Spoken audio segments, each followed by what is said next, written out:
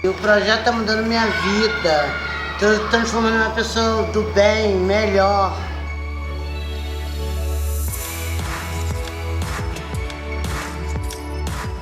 Eu entrevistando, o que você acha?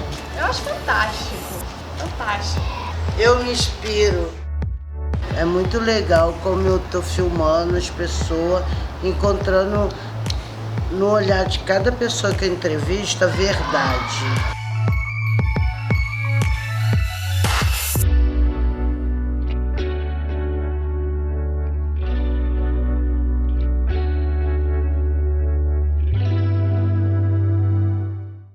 Boa tarde a todos. Bom, gente, esse foi um vídeo do projeto Retratos da Saúde Mental, que vai estar com a gente aqui hoje, representado por Pamela, sua criadora. Essa é a terceira live promovida pelo Instituto Municipal Nise da Silveira, para a apresentação da revista Arquivos Contemporâneos do Engenho de Dentro, lançada ano passado, ao final de 2019. Essa é uma publicação que documenta o processo de desconstrução asilar do Instituto nos últimos 10 anos. É uma publicação que tem uma marca importante, que é a marca de ter sido escrita pelos trabalhadores que tiveram à frente desse processo nos últimos anos aqui no Instituto.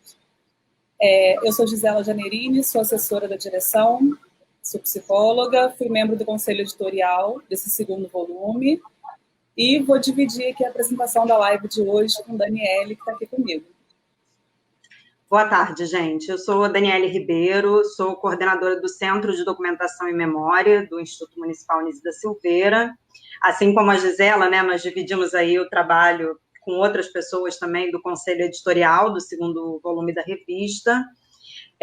Estamos aqui hoje para fazer essa apresentação, e um dos temas dessa live de hoje, a gente fez as lives temáticas, né, com parte dos artigos dessa revista, e um dos temas que a gente vai tratar aqui hoje é o tema da memória, ao qual eu estou diretamente vinculada lá no NISE, né, depois eu vou falar um pouquinho mais sobre isso, mas esse papel, né, que o Instituto vem assumindo de preservação da memória e de construção da memória da saúde mental, ele está diretamente ligado à própria história do Instituto, né, que é uma instituição, embora como Instituto Municipal Nise da Silveira ele tenha se consolidado nos anos 2000, mas ele tem uma história centenária, né, nascido como uma colônia para mulheres alienadas no iniciozinho do século XX, e tem um longo caminho, né, a história dessas instituições no Brasil, e hoje o NISE acabou que ao longo desse processo histórico ele foi recebendo grande parte do acervo relativo às várias instituições que se construíram no Brasil desde meados do século XIX. Então, hoje o NISE tem um acervo histórico muito importante para a história da psiquiatria, a história da loucura e para a história da saúde mental também. E isso fez com que, de uns anos para cá, a instituição tenha se debruçado muito sobre esse tema. Então, hoje nós vamos ter aqui alguns personagens importantes dessa história, que participaram desse movimento, para a gente conversar um pouco sobre o que é esse projeto institucional. Um dos frutos desse projeto é uma exposição virtual, tá, que está disponível no site Memórias da Loucura, imns.46graus.com, que daqui a pouco está passando aí embaixo da tela de vocês. Então, quem quiser conhecer um pouquinho desse acervo, pode acessar também a exposição. É importante falar para vocês que a revista está disponível, né? A gente tem aqui o volume 2, que é o tema da live de hoje. A gente hoje encerra o ciclo de lives de apresentação da revista. A gente teve, num primeiro momento, uma apresentação dos serviços ligados à assistência, né? Que escreveram sobre esse tema, uma discussão especificamente sobre isso. Num segundo tempo, a gente trouxe os serviços ligados à arte e à cultura, e agora a gente vai falar um pouquinho da memória e da formação no Instituto. A revista está disponível através do e-mail, que a gente vai colocar aqui na tela para vocês. Também é possível de adquirir a revista pelo site da exposição.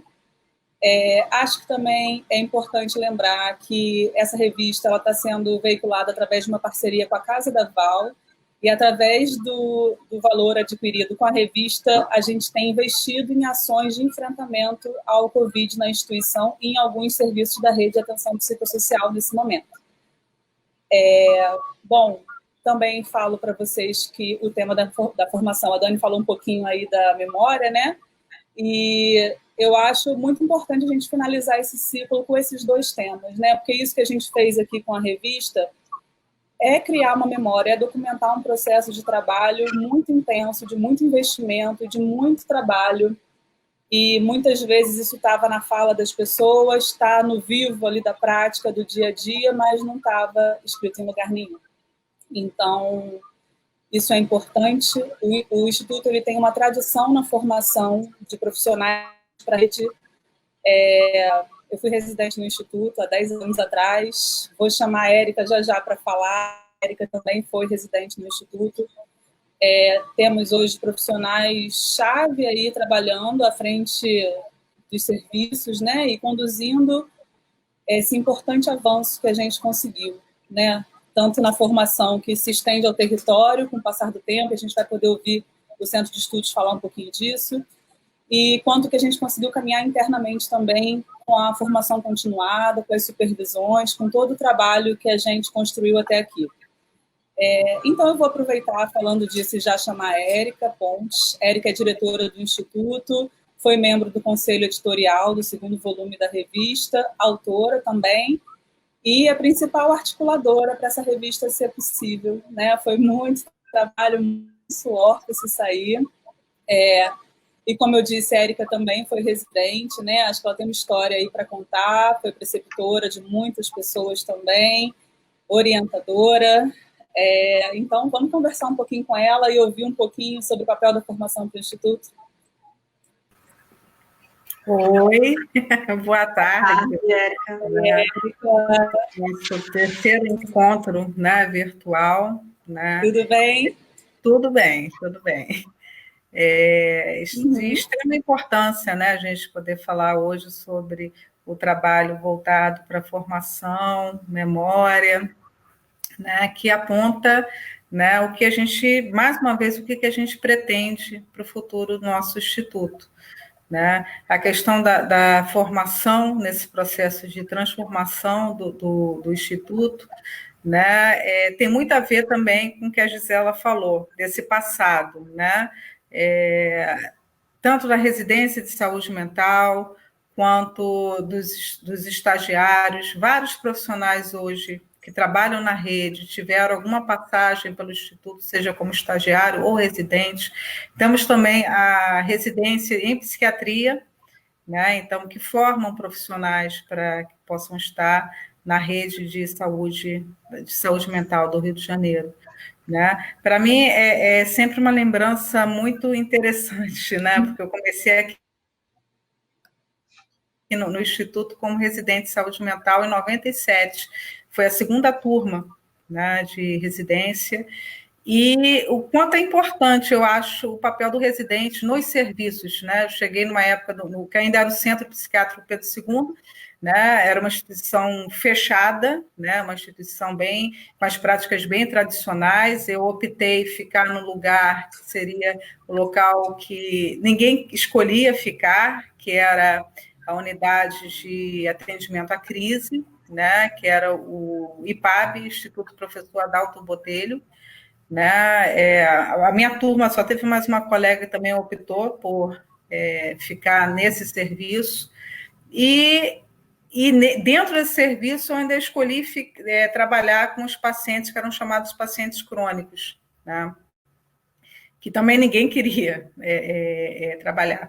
Só que já tinha... O bom da residência é isso, né? A gente não fazia parte daquele serviço, não era funcionário do Instituto, mas estava ali para aprender, formar e também questionar várias coisas, tentar transformar alguma coisa, aprender muito, né? Então, eu acho que é extremamente importante, né? Hoje a gente não tem mais o residente passando pelas enfermarias, até porque as enfermarias elas já se transformaram, já conseguiu qualificar esses leitos para o território, né? Mas eu acho que fala muito dessa história de formação, né, de profissionais que hoje estão na rede e que é muito claro para mim que esses profissionais, quando passam ou passaram pelo antigo Centro Psiquiátrico Pedro II ou o Instituto Municipal Niso da Silveira, a grande maioria tem muito firme, né, essa questão da desconstrução,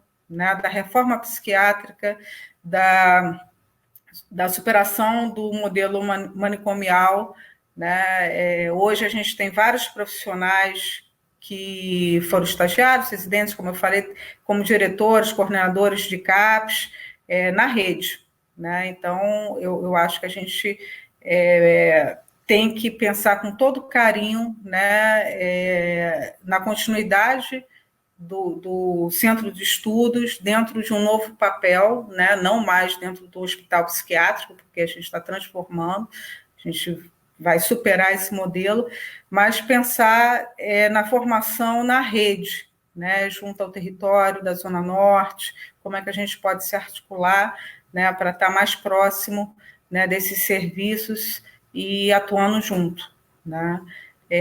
A questão também da memória, né, a gente tem investido bastante aqui no Instituto, apesar de ainda precisar caminhar muito nisso daí, né, a Daniele sabe muito disso, né, assim, o quanto é difícil a gente conseguir direcionar ações para essa área da memória, no sentido de criar uma estrutura para isso, né, porque a gente pensar que a gente está dentro do hospital psiquiátrico, onde que tínhamos garantido como recursos financeiros humanos seria voltado para assistência, né? Como eu conseguiria justificar esse outro tipo de investimento, né? Como a gente consegue pensar no futuro, né? Para a gente dar continuidade ao investimento na área da memória, na área da formação.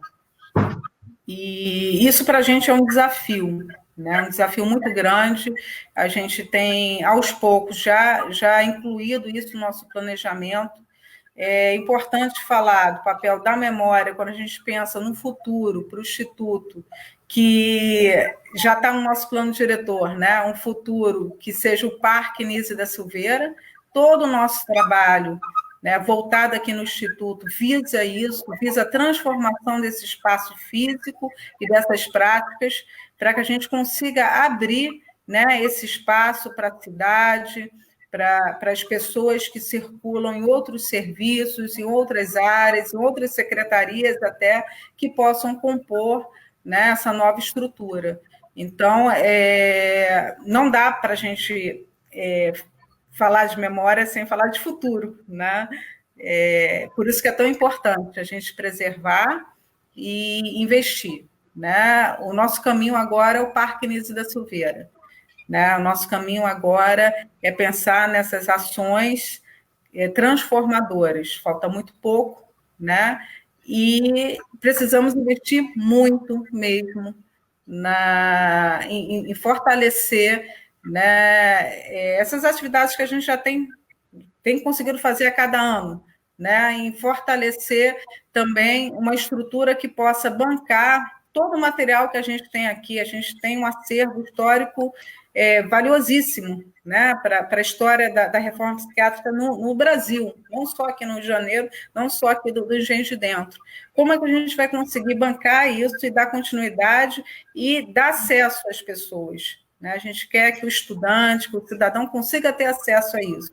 Essa história é tão bonita, né? E que está acontecendo, uma história que está acontecendo. É possível mudar, é possível transformar, então a gente tem que investir exatamente para que a gente consiga superar esse modelo e não reproduzir o que já teve antes, que a gente saiba muito bem o que a gente está fazendo, que a gente possa escolher o caminho a seguir, né? Tendo base, tendo acesso ao que veio antes, podendo honrar, né, com trabalhos de várias gerações, né, de pessoas que desde a década de 80 vêm trabalhando pela desconstrução do manicômio, né, que a gente possa dar continuidade a isso. Eu sei que a fala tem que ser muito breve, né? Eu espero ter feito um resumo, mais ou menos, do que a gente pretende, porque é muito trabalho, é muita coisa, né? Muito difícil também de conseguir falar num tempo mais curto, né? mas espero poder passar. Com certeza, Érica. A ideia é abrir mesmo. A gente hoje vai falar aqui ao longo, né, dessa live mais sobre esse projeto, sobre os acervos, sobre esse papel da formação, né? A gente daqui a pouco vai chamar o Centro de Estudos para falar do que é esse processo de ampliação, né? E que é, como você falou, que é o Parque Nise da Silveira, né? É a instituição aberta para o território, aberta para a comunidade, que é o futuro que a direção do Instituto vem construindo há alguns anos, né? Como você falou, é um processo de desconstrução que começa lá atrás e que vem sendo intensificado e que a gente está seguindo esse caminho aí, né? Você, só de falar aqui da formação, a gente pensou, né, nessa fala de abertura, de que você pudesse falar um pouco da sua experiência também, né, que vem dessa trajetória de formação no Instituto. E aí, assim, você está na direção, mas é um exemplo que a gente vê frequente, né, da quantidade de atores que hoje estão no campo da saúde mental, no território, e que tiveram essa formação no NISE. Então, assim, não é à toa, o NISE há alguns anos tem esse papel para a rede, né? Vem desempenhando esse papel de formação para a rede, para o território, né? E aí eu ia comentar que, assim, só de você falar disso, é impressionante como todas as lives, assim, a gente toca nos assuntos e vai falando dos serviços e as pessoas começam a lembrar, a trazer essas memórias. Então, aqui o Marconi Ferreira, que você falou do IPAC, ele já falou sobre a Casa do Sol. Então, assim, acho que uma coisa que a gente descobriu por conta da pandemia com essas lives é o papel que elas podem ter, né, das pessoas de casa relembrarem desses espaços, ressignificar essas memórias, a cada vez que a gente estimula esse debate aqui. Então, Érica, te agradecer. A Gisela caiu, ela ia finalizar aqui essa parte da apresentação, mas a conexão dela teve um probleminha, acho que ela já deve estar retornando. Mas, enfim, a gente te agradece muito, mais uma vez, a participação. E é isso, hoje a gente está encerrando esse ciclo, mas eu acho que a gente aprendeu aí e está vendo que tem... a reclamação de todos os convidados é o fato de ter só 5 minutos para falar. Então, acho que a gente tem muito tempo aí pela frente, né, para caminhar e pensar novas propostas, novos eventos. E muito obrigada, Érica, de novo, pela sua participação aqui. Obrigada. Um abraço. Boa tarde, gente. Deixa só eu ver se a Gisela vai conseguir reconectar para a gente poder... Voltei. Gi, você tem algum... Acontece. Você tem algum comentário para fazer agora? Ou a gente pode encaminhar, chamar a Paula? Vamos seguir com a Paula, a gente tenta discutir mais para frente. Eu tive um problema com a internet, acabei perdendo um pouco a fala da Érica. Acho que a gente pode tentar discutir um pouquinho na próxima. Vamos? Tá bom, tá ótimo. Gente, então a gente vai convidar agora para participar com a gente a Paula Barros, que é a atual presidente do Centro de Estudos do Instituto Municipal Nise da Silveira. E a Paula vai começar a conversar com a gente um pouco, trazer aqui para a live o tema da formação, né, a partir do Instituto. A Paula é psicóloga, é a atual presidente, ela foi autora também do 2º volume da revista, e ela foi uma das autoras do artigo que fala sobre o Centro de Estudos e sobre esse desafio da formação a partir do processo de desconstrução, né, como é que isso tem se operado e se transformado nas ações de formação que o Instituto faz hoje. Então, podemos chamar a Paula Barros Dias. Estou aqui. Olá, Paula, tudo bem? Boa tarde. Boa tarde. E tudo bem. Estreia nas lives. Estreou. Bom, eu queria agradecer a vocês, o grupo que tem construído esse trabalho de apresentação das lives, de chamar aí para os arquivos, né, atenção para esse número que deu muito trabalho, que é super importante, que tem um registro aí de um trabalho de muitos, né, de uma direção de trabalho. Queria agradecer, foi a Dani que me convidou, mas eu sei que foi o grupo, e aí, obrigada. A gente que agradece. Paula. Eu preparei nos meus 5 minutos, né, falar um pouquinho, né, eu quero agradecer a Érica também, porque a Érica depositou aí uma confiança grande no meu trabalho, né? Eu estou à frente do Centro de Estudos já há muito tempo, e o artigo que a gente construiu, né? Assim, na verdade, foi a equipe do Centro de Estudos que escreveu e pôde cada um contribuir de alguma forma. A gente aborda o papel da formação, né, para desinstitucionalizar a formação junto com a desconstrução do parque manicomial. Então, são grandes desafios. E aí eu queria agradecer a Érica essa oportunidade e principalmente porque a mim veio uma convocação para escrever. Foi uma coisa assim, e que foi muito importante. Foi muito importante, mas foi muito difícil. Porque eu vou falar rapidamente, mas assim, eu tenho um melindre em relação à defesa dessa formação em um hospital psiquiátrico em desconstrução. Então, eu tinha essa delicadeza, e aí, pessoalmente, para mim, era um pouco difícil, como não, assim, escrever e não ser mal interpretada, né, assim, era isso.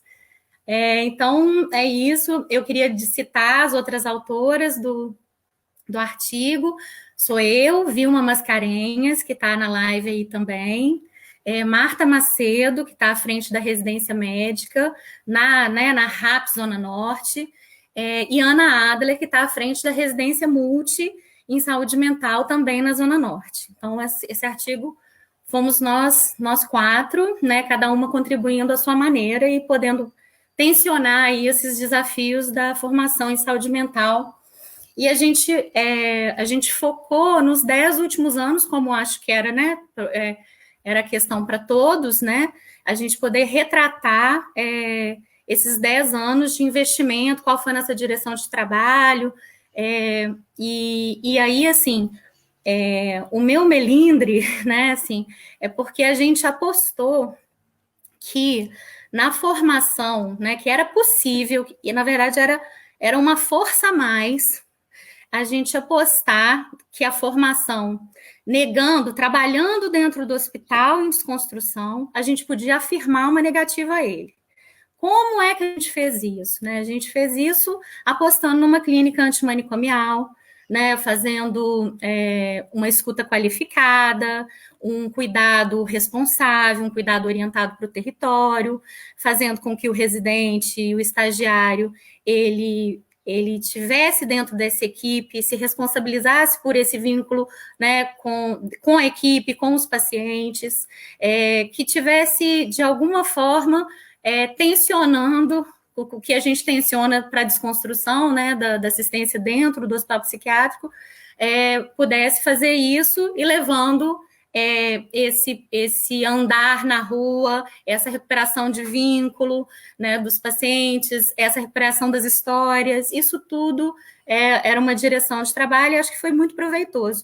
Eu não posso falar em números, assim, mas eu acredito que muitos residentes, estagiários levaram para si que esse é o modelo, né, que a gente precisa lutar por ele cada vez mais, que esse é o modelo do cuidado em liberdade, que ele dá certo, que ele é possível, mas que, claro, que a gente vai prescindir dos leitos, como a gente foi fazendo, os leitos nos hospitais, a partir do momento que a rede, ela consegue aumentar, ela consegue dar conta desses leitos também, então uma coisa está ligada à outra.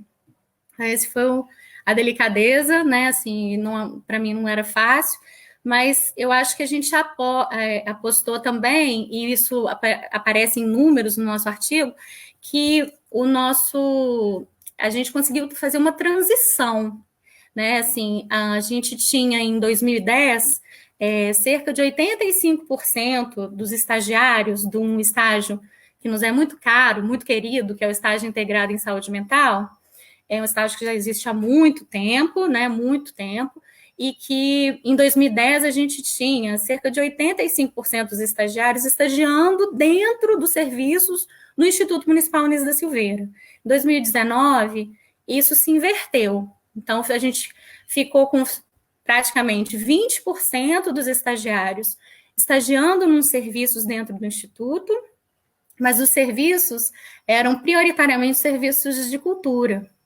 Ponto de cultura, centro de convivência, museu de imagens do inconsciente, espaço travessia. Então, foi uma virada, claro, isso tudo vai junto com a desconstrução, com o trabalho de todo mundo, né, assim, mas para a formação isso foi super importante, porque a gente conseguiu fazer essa transição entre, né, assim, entre aquilo que os estagiários estavam mais dentro do Instituto e passaram a estar mais fora, assim como os residentes. Gisela foi residente numa época em que esse tensionamento também estava presente. Era preciso entrar para dentro do manicômio no segundo ano para poder se espantar, para poder trazer a sua vida, o seu movimento, para falar, não, eu vou fazer isso aqui, e fez um super trabalho junto com a Andreinha, né, assim, para a desconstrução de uma enfermaria de pacientes idosas, né, há muito tempo internadas e tudo mais. Então, assim, é isso. Eu tinha muito mais para falar, mas eu acho que a gente conseguiu, de alguma forma, fazer essa virada, e para mim foi um desafio, mas foi muito importante poder registrar e poder colocar aí para a gente poder discutir, que é tornar público, e mais, eu acho que eu esqueci de falar também, eu acho que a gente, no Instituto, a partir, né, dessa convocação de fazer os artigos, assim, valorizou muito o nosso trabalho, e isso foi super importante, né, assim, a gente já tinha uma direção, ficou emocionada, mas é verdade, muito legal, assim, então, agradecida. Paula, eu ia até...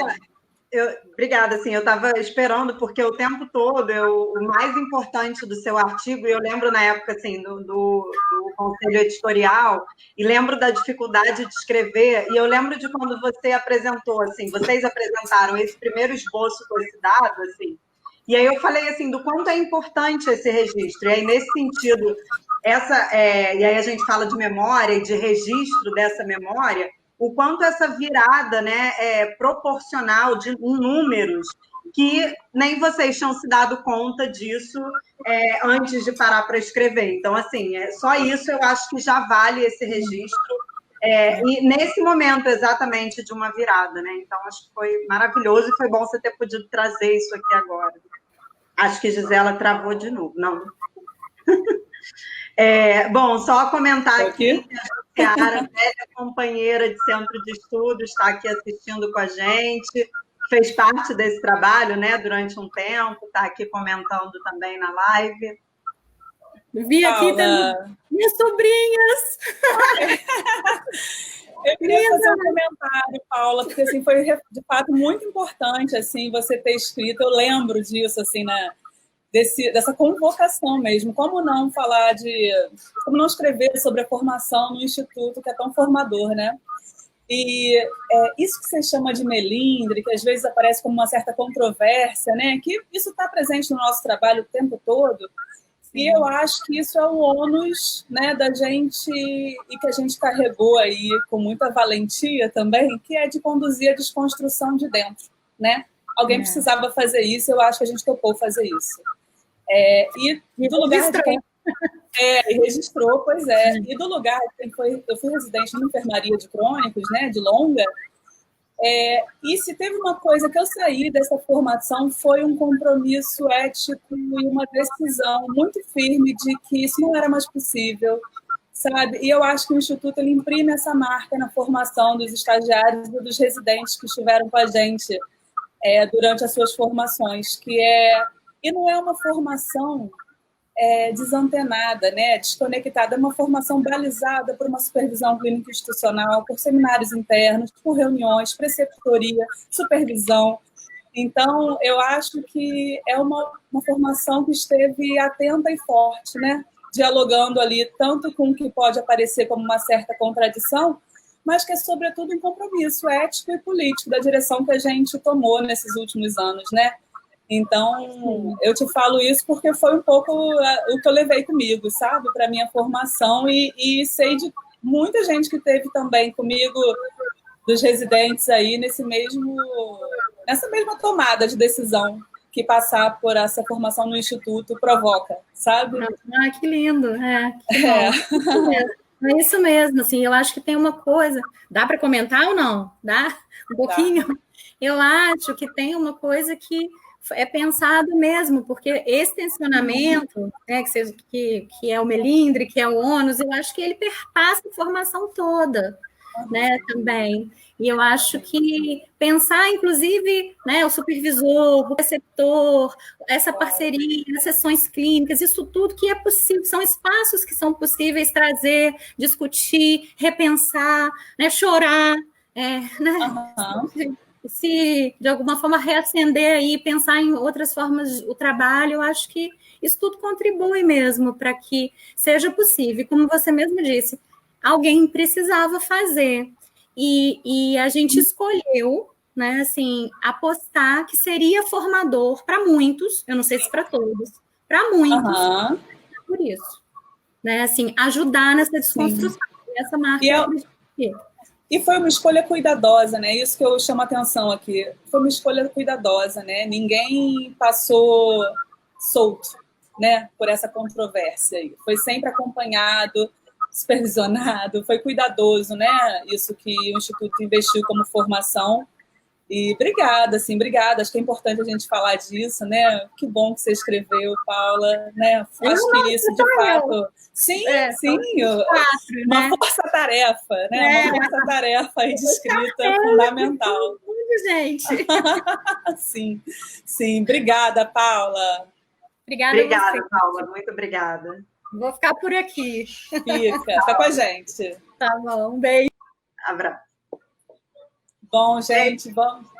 Diga, Dani. Não, eu ia só falar dos comentários aqui, né, que apareceu ainda sobre a formação, falando, o Eurípides citou a questão da formação para o serviço público, e acho que, de fato, o Centro de Estudos nunca descuidou de fazer essa formação do SUS, então, assim, uma formação para o SUS. Então, acho que quem passa pela formação do NISE sai formado e sai um lutador do SUS, eu acho, né? Acho que isso é muito bacana, e aqui pessoas que de fora, né, a Renata de Goiânia, que passou pelo Instituto, e que é uma outra tarefa da formação, não só a formação acadêmica, mas que o Centro de Estudos faz de receber as pessoas que vêm de fora, e mesmo que, às vezes, em pouco tempo, apresentar o que é o trabalho do Instituto, né, essa missão. Bom, dando prosseguimento, então, eu quero convidar a Vilma Mascarenhas para conversar um pouquinho com a gente. Vilma também foi a autora desse artigo sobre a formação, também esteve à frente do De Memória, né? Vilma é psicóloga, coordenadora científica do Centro de Estudos do Instituto, e vai falar um pouquinho com a gente sobre essas duas frentes aí, né? Que dialogam, que não estão separadas, né? Oi, Vilma. Olá, meninas. Boa tarde, pessoal. Boa tarde. Estão todos bem? Tudo bem. Gente, assim, eu sempre fico um pouquinho nervosa, então eu já começo falando sobre isso, que é para poder relaxar. Eu não sei falar olhando para a gente mesmo.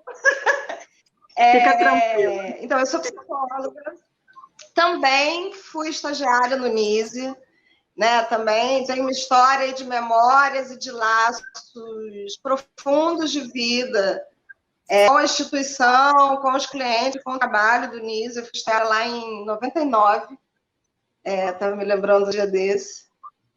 E muito marcada por essa experiência, porque da primeira vez que eu cheguei ao NISE, na verdade, no momento em que eu encontrei a reforma psiquiátrica durante a minha formação, a questão da memória e da análise da cultura, da análise de toda a estrutura socioeconômica da nossa sociedade, ela sempre teve muito misturada, conectada à formação técnica que nós recebíamos, né?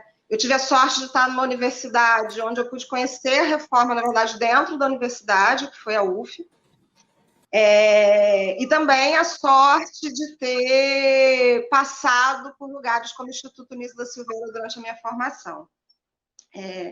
Já como profissional, eu sou uma psicóloga do SUS, né? Toda a minha carreira aconteceu dentro do serviço público, até hoje. E já estou no NISE, já estou no Centro de Estudos do NISE, acho que desde 2011, fazendo esse trabalho de formação e de desconstrução do Instituto.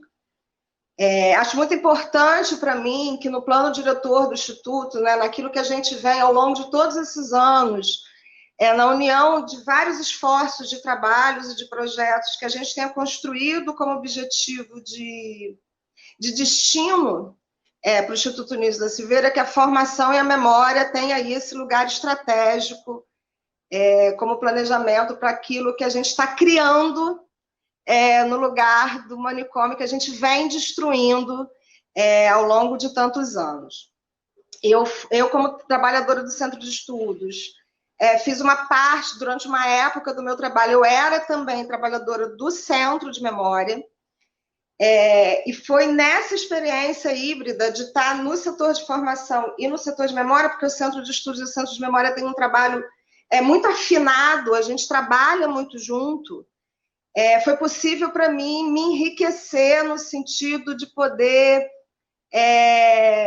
perceber todas as implicações de você produzir uma formação calcada nos processos de memória, de cultura e de análise do campo social, quando você vai pensar em clínica, quando você vai pensar em processos psíquicos e subjetivos. Então, durante um tempo, eu fiquei nessas duas funções e a gente foi, ao longo dos anos, produzindo espaços, projetos de trabalho que pudessem afirmar essa conexão profunda entre o estudo da história, da memória e da produção de uma memória como modo de formação, né? Eu fiquei encantada com uma parte da fala da Érica, quando ela diz assim, não dá para pensar em memória sem falar em futuro, né? Até anotei aqui, né, o autor, para dar referência. Eu achei muito feliz essa frase, porque ao ajudar a construção, né, durante um tempo, do Centro de Memória, e ao pensar essa conexão da saúde mental e da memória, um dos aprendizados mais profundos que eu tive foi exatamente a percepção da nossa relação com o passado, né, com a memória. Eu peguei até uma citaçãozinha de um dos nossos textos, do meu texto com a Daniele, que fala que a memória, tanto coletiva quanto individual, não conserva exatamente o passado. Ela reconstrói incessantemente partindo do presente. Então, toda vez que a gente olha para o passado, esse encontro entre passado e presente, ele provoca, ele deve provocar, né? É importante que a gente olhe para o passado consciente de que tanto o presente faz com que a gente avalie e recrie o passado sem que ele se torne uma mentira necessariamente, né? O presente atualiza os fatos do passado, mas o passado também atualiza os fatos do presente. Então, isso para mim é uma das conexões mais importantes quando a gente pensa em formação. Ai, meu Deus, já está acabando. Olhar... Quando a gente no Centro de Memória, quando a gente no NIS investe na conexão da formação com a memória, no intuito de olhar esse passado e preservá-lo num sentido de aviso ético, né, que é um dos sentidos dos centros de memória, né, para que não se esqueça e para que isso nunca mais aconteça. Eu acho que essa é uma função importante, mas ela também deve ter uma função de me provocar na minha prática do presente. Né? Então, eu até anotei aqui que um dos exemplos que eu acho interessante é quando eu penso, por exemplo, psicopatologia, eu vou pensar os adoecimentos psíquicos e eu faço esse estudo de psicopatologia alinhado a um estudo de memória, de história, inclusive da memória das pessoas que sofriam dessas supostas patologias, dessas experiências que foram patologizadas. Já vou resumir para encerrar, porque... Então, eu queria dar um exemplo do nosso trabalho de parceria do CETAP com o Centro de Memória, que são exatamente as visitas técnicas guiadas, que têm por objetivo, mais do que satisfazer alguma curiosidade sobre o manicômio, fazer com que as pessoas possam ter uma imersão naquele espaço e se sentirem provocadas por aquela memória, provocadas por aquela experiência que é do passado, mas que também se atualiza no presente. A gente está vendo o manicômio se atualizar em outras formas, e como que o passado pode ajudar a gente na formação a nos provocar como atores do presente.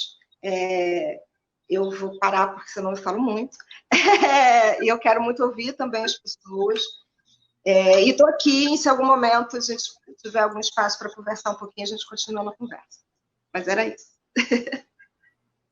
Vilma, acho que eu nem vou também me alongar muito agora, porque daqui a pouco eu vou falar sobre o Centro de Memória, e aí acho que vou voltar um pouquinho nisso, né? Porque a gente tem pensado muito em parceria, mas eu queria agradecer, assim, porque a gente pensou exatamente nessa sua fala, para que a gente pudesse pegar um gancho para passar da formação para a memória, mas exatamente como a gente tem pensado hoje nessa parceria, que é essas duas coisas ligadas. Na verdade, são dois temas, mas que hoje, na diretriz de trabalho do Instituto, são questões que estão implicadas, né? E é nisso que a gente tem apostado. Então, eu vou deixar para comentar mais à frente. Bom, Vilma, obrigada. Gente. Muito obrigada pelo convite.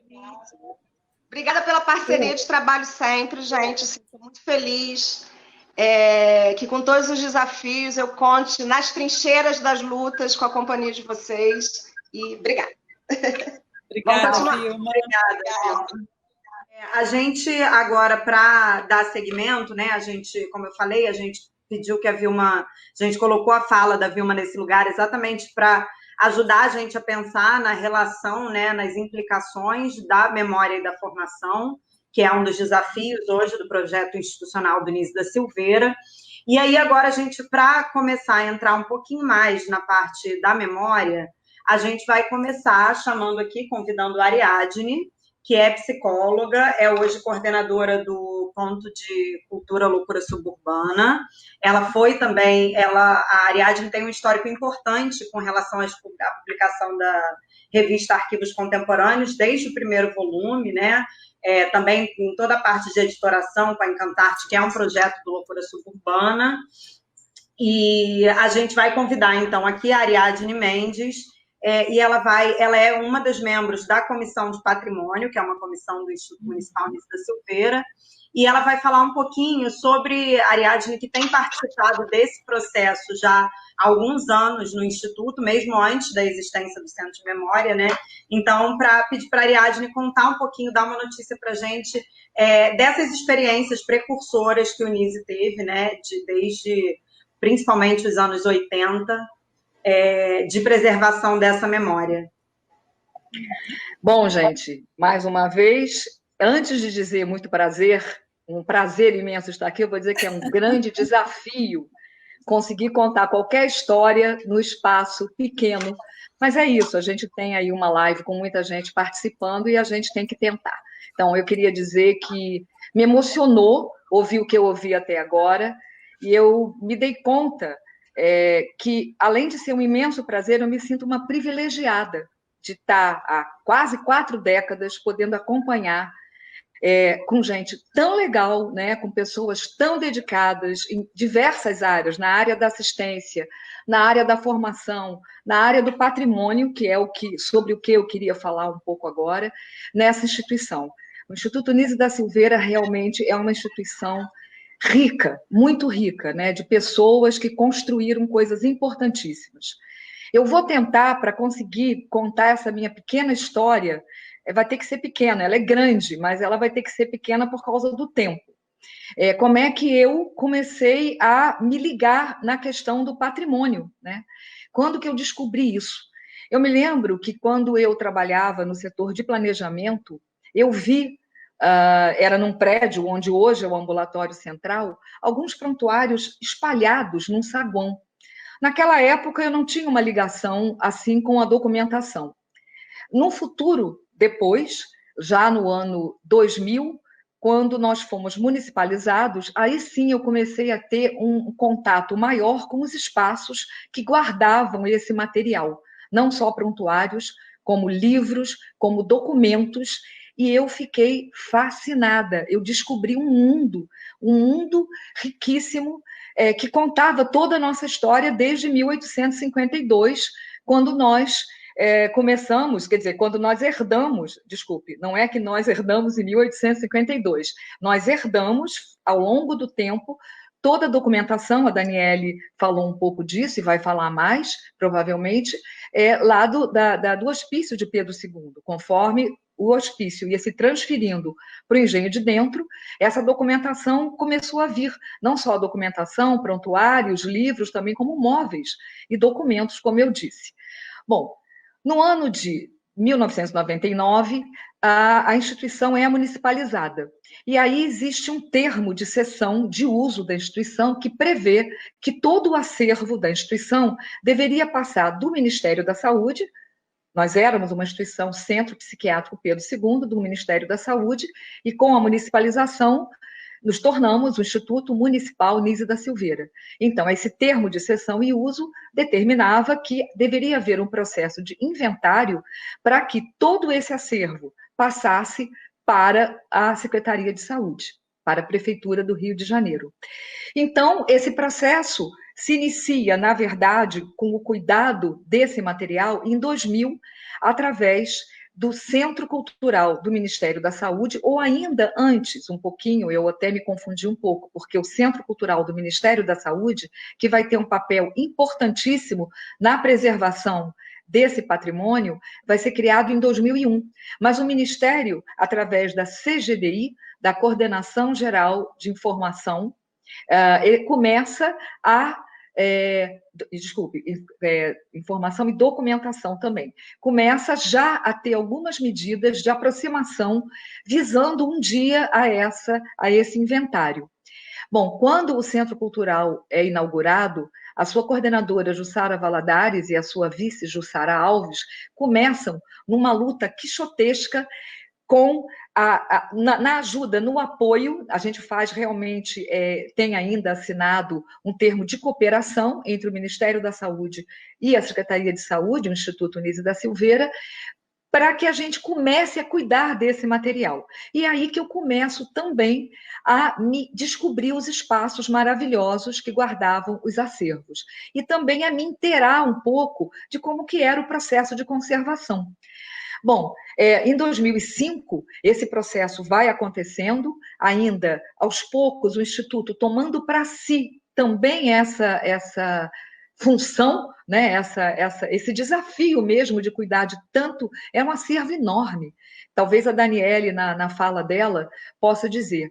Eu queria, antes de continuar, para não ser injusta com a história, dizer que antes disso, na minha experiência, eu tinha visto, sim, iniciativas de conservação, iniciativas de preservação do patrimônio. Essas iniciativas foram, por exemplo, do Paulo Amarante, que vai falar hoje nessa live, do Aníbal Amorim, que criou o Museu da Psiquiatria, mas de forma ainda individualizada, né? Muito dessa luta, que lá é uma característica do Nise mesmo, a gente se mete a fazer as coisas por amor à arte e faz.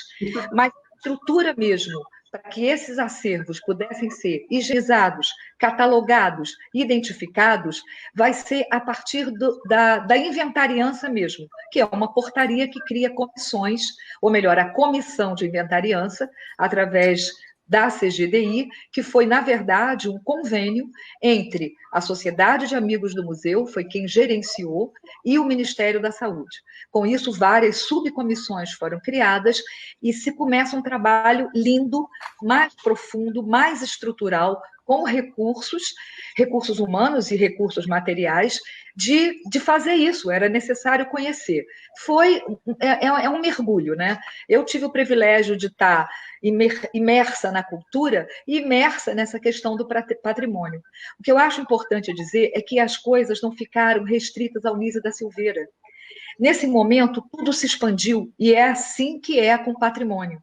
Patrimônio não é alguma coisa que a gente possa ficar nós guardadinhos, né? A Érica falou aqui no parque, é isso, esse parque vai ser um parque importantíssimo, porque ele vai abrigar uma série de serviços e dar finalmente acesso ao público. Claro que até lá a gente tem um longo caminho a percorrer, porque até hoje a gente não tem ainda a estrutura necessária, o aporte financeiro necessário, a cultura e o patrimônio, para que a gente tenha independência, para que a gente possa continuar a andar e abrir esse trabalho ao público, essa riqueza que a gente tem. Então, a comissão de inventariança acabou fazendo o seu trabalho, como eu disse, não ficou restrito, a CGDI era potente, nós tivemos vários simpósios, fóruns, que reunia gente do Brasil inteiro. A gente criou, em 2007, com a chancela da CGDI, do Ministério da Saúde, a Rede Brasileira de História e Patrimônio Cultural em Saúde, que reunia gente do Brasil inteiro. E uma coisa curiosa, gente, a gente está aqui hoje numa live. Naquela época, para a gente fazer reunião presencial, não tinha plataforma, não. A gente tinha que ir para um lugar específico, era uma dificuldade a galera achar quem é que tinha a tal da plataforma, o lugar para a gente conseguir fazer reunião. Essa rede tinha o objetivo de reunir todas as instituições de saúde do Brasil e da América Latina que porque a gente chamava brasileira, mas a gente pensava grande, né? Que tivessem disponibilizados seus acervos, e a ideia era uma ajuda mútua, um apoio mútuo. Essa rede acabou não indo, durou um pouco, mas não conseguimos, talvez até por falta da internet mesmo, das plataformas naquela época estarem não tão evoluídas quanto agora, a gente não conseguiu que ela se mantivesse. Mas foi uma experiência belíssima. E só para terminar, dizer que nesse processo a gente teve proximidade e descobertas mesmo, parcerias importantíssimas. Era Ministério da Saúde, éramos nós, era Fiocruz, eram outras instituições, o Arquivo Nacional, o Ministério da Cultura. É só para dar uma dimensão do que é a potência do patrimônio cultural e histórico na saúde. E dizer que, acho que a Daniele vai falar isso, né? Ela que é agora a coordenadora desse centro de memória, a gente conseguiu chegar até lá, da importância que tem isso, né, para a história da saúde mental brasileira e mundial. Eu vou dizer mais, lembrando que Nise já tinha começado todo esse processo na década de 40, no final da década de 40, quando ela entra, ela cria o Museu 52, né? E a gente está caminhando, a gente vai caminhando e vamos chegar lá com esse trabalho lindo, potente, cuidado, com investimentos, né? E com o nosso trabalho sempre renovado. É isso, gente. Passei, ok, desculpe. Não, mas acho sempre maravilhoso te ouvir, Ariadne. Eu acho que você falou uma coisa muito, muito bonita e muito importante, né? Que o Centro de Documentação e Memória, ele não começou agora, né? Ele não começou nem com a criação dele. Ele começa lá atrás, ele começa muito antes. E eu acho que essa história que você conta aí é um pouco de como é que foi se pavimentando isso, né? Como é que se chegou a ter numa instituição como o Nise da Silveira, né? Que está aí no seu processo de desconstrução nos últimos anos, nas últimas décadas. Como é que se fez uma escolha de ter um centro de documentação e memória, né? E você traz a história disso, como é que se chega a isso? Você contando, só me via a imagem de uma arqueóloga, assim, que ia lá buscando e olhando e se encantando, e não é à toa que você foi convidada, acho que você é uma pessoa muito importante nessa história, e isso precisa também Rainha das Memórias. Nossa Rainha das Memórias. Rainha das Memórias. Agora, eu também. Né? Não, eu queria dizer o seguinte, eu tive que abrir o baú, porque eu estou agora mexendo mais com cultura, menos com patrimônio, embora eu seja com orgulho da Comissão de Patrimônio e História do Instituto Municipal Nise da Silveira, que a gente tem a missão de, junto com a direção, colocar esse parque, né, existindo aí e com tudo que precisa. Mas eu abri o baú e comecei a descobrir coisas maravilhosas do passado, né, desse passado do qual eu fiz parte. Eu preciso dizer um nome aqui que eu acho que me escapou, que é Márcia Hollenberg. Márcia Hollenberg foi essa pessoa que conseguiu alinhavar, costurar, mobilizar, era essa potência que ela era coordenadora da CGDI, lá do Ministério da Cultura, né? Sem desfazer de mais ninguém, mas ela merece uma homenagem, porque foi uma pessoa importantíssima realmente nesse processo todo. Bom, é isso, o mais fica para depois, e eu proponho que o próximo, ou não sei o quê, mas a próxima publicação tenha um seminário específico de patrimônio, gente. Patrimônio, eu acho que a gente tem muita coisa para falar, viu? Ou então número, né? Com muitas histórias, muitos personagens. Sim. Obrigada, gente. Muito obrigada. Obrigada. Obrigada. Bom, a gente segue aí nessa conversa sobre a importância do patrimônio e da memória, depois dessa fala maravilhosa aí, né, que é isso que a gente está trazendo o tempo todo na live, né, que são as histórias contadas que a gente tem investido cada vez mais que elas estejam registradas, né. Fica já essa encomenda aí para a Ariadne, para o futuro, né, e a gente vai seguir agora, então, com uma apresentação da Daniele. A Daniele, conforme a gente falou, é historiadora, é coordenadora do Centro de Documentação e Memória do Instituto, ela é membro do conselho editorial desse segundo volume da revista, autora também, e vai falar para a gente como se deu a consolidação do Centro de Documentação e Memória e o papel da memória para a instituição hoje. Obrigada, Gi. Bom, eu no iniciozinho da live, né, da apresentação, eu comecei falando um pouquinho, né, tem algo que é um legado, né, que foi atribuído muito antes da nossa vontade, que foi o fato do NISE, como eu falei, né, ter tido na sua história esse legado de receber a documentação, né, não só a própria documentação que foi produzida, aquele espaço, né, onde hoje está o Instituto Municipal Nise da Silveira, a relação dele, né, com a loucura e com a história da psiquiatria começa em 1911 com a criação de uma colônia para mulheres alienadas, né, uma colônia de trabalho agrícola. Então, desde 1911 tem uma produção, obviamente, da memória desse espaço, dessa instituição, mas na década de 40, quando o Hospício da Praia Vermelha se fecha, junto com os pacientes, esse espaço do Engenho de Dentro recebe também a documentação do primeiro hospício brasileiro, que foi também o primeiro hospício da América Latina, que foi criado em meados do século XIX na Praia Vermelha. Então, essa documentação já estava lá, né? Então, a gente tem um acúmulo de documentação, de patrimônio documental no Nise da Silveira. Essa documentação, em alguns momentos, esteve melhor ou pior cuidada, em alguns momentos ficou abandonada na instituição, e aí existe um movimento que é um pouco parte do que a Ariadne falou, né, que é um momento em que essa documentação, esse patrimônio histórico, ele é redescoberto por essa instituição, né, e isso não por acaso acontece, a gente aqui não tem muito tempo para aprofundar em algumas questões, mas assim, essa redescoberta do patrimônio, ela se dá justamente no momento em que há um questionamento a essas instituições psiquiátricas, os hospitais psiquiátricos, né? Nessa época, então, o Centro Psiquiátrico Pedro II, principalmente a partir dos anos 80. Esse não é um movimento exclusivo do Nise da Silveira, não é um movimento exclusivo do Brasil, tampouco, né? Na verdade, isso é um momento também, só para dar um exemplo aqui bem emblemático, né, que tem um papel fundamental na formação teórica dessas abordagens,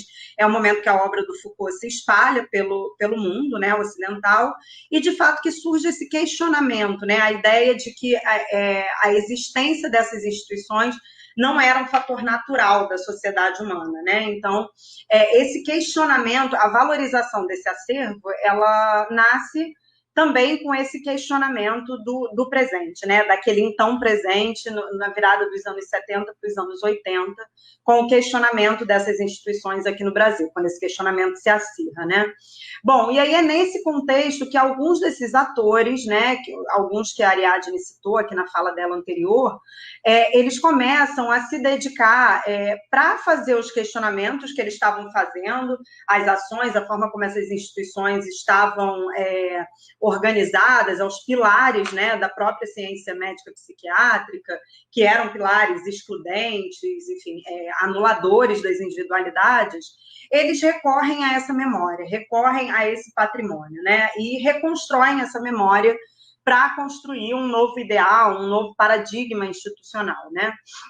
E, bom, é nesse contexto, então, dos anos 80 que começam as primeiras iniciativas, né, de reconstrução, de reorganização, de reconhecimento desse patrimônio histórico que essa instituição possuía, né?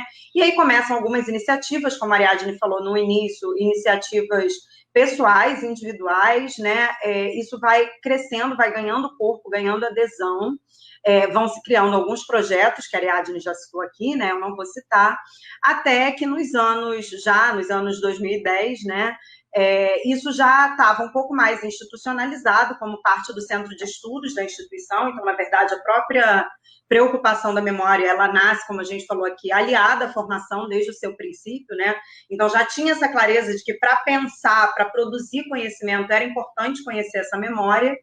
E aí, nos anos, em meados, né, da primeira década de 2010, vai ganhando cada vez mais corpo a ideia de que a instituição precisava cada vez mais assumir esse papel, né? Como a Ariadne falou aqui, no início isso foi fruto de parceria com várias instituições, muitas das quais são parceiras até hoje, do Nise da Silveira, mas, então, a partir dos anos 2010, o próprio Instituto começa a assumir, já nesse projeto, né, nos planos diretores que vão desencadear no que a Érica citou no início, né, do futuro parque, de que esse fosse um investimento da instituição, um investimento na memória. E aí, nesse contexto, o Instituto passou a contratar profissionais, né, não só mais fruto dessas parcerias, mas o próprio Instituto assumindo esse compromisso com um projeto de memória da saúde mental no Rio de Janeiro. E aí, em 2000, na virada de 2013, 2014, a gente pensa, então, a criação desse Centro de Documentação e Memória. E aí, como a Vilma falou, embora a nossa atuação seja muito próxima do Centro de Estudos, mas ele ganha corpo como um serviço próprio, né, do Instituto Nise da Silveira. E aí, assim, é claro, assumindo todo esse legado da preservação, esse diálogo com os outros serviços, diálogo com esses atores sociais, né? Nesse momento também que vai ganhando corpo a própria comissão, que já era uma ideia antiga, já era um projeto, e aí ela começa a ganhar corpo, a ganhar funcionamento também nesse contexto, né? A Comissão de Patrimônio, e a gente começa a pensar mais nisso como parte do projeto institucional, formalmente, né? E aí uma das coisas que é o grande desafio do Centro de Memória hoje é justamente fazer essa interlocução com o restante da instituição. Algo que talvez tivesse, quando a gente ouve a fala da Ariadne, me parece que isso estava mais presente desde o início, mas que talvez com o tempo, que são os reveses, né, da institucionalização. Quando você institucionaliza um serviço, ele passa a ser responsável por aquilo e, ao mesmo tempo, parece que outras pessoas se desresponsabilizam daquilo, né? Então, talvez aquela intensidade dos anos 80 tenha se perdido em algum momento. E aí, hoje, o grande desafio do Centro de Memória é trazer isso, né? Tentar construir isso como parte da instituição e trazendo a ideia da memória, e aí trazendo de volta um pouco a discussão que a Vilma fez. Hoje, o desafio do Centro de Memória não é só preservar a documentação, né?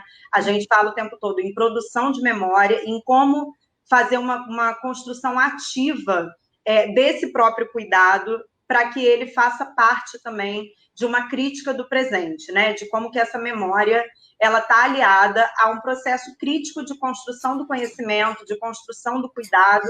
E aí hoje o Centro de Memória, acho que tem cada vez mais conseguido isso na parceria com a direção e com o Núcleo de Cultura, com o Núcleo de Formação, para pensar essas parcerias e pensar isso, né? E aí a gente tem alguns frutos, eu acho, já disso, que são muito proveitosos. O maior deles é o Seminário Memórias da Loucura, que a gente organiza anualmente, né?